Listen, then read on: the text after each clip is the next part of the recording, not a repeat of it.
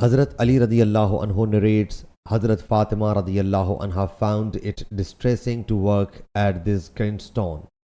She went to the Prophet sallallahu alaihi wasallam in order to launch a complaint, but she did not find the Prophet sallallahu alaihi wasallam at home.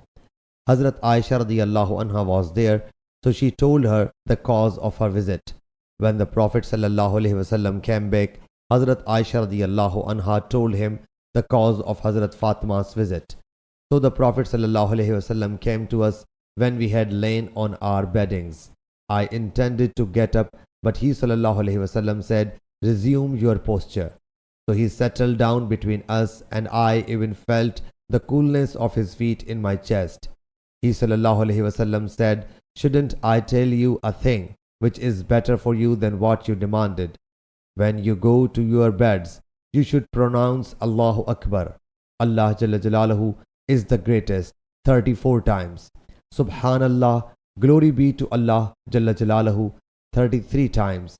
And Alhamdulillah, all praise on to Allah Jalla Jalaluhu 33 times. This will be better for both of you than a servant." Sahih Bukhari Hadith number 3705.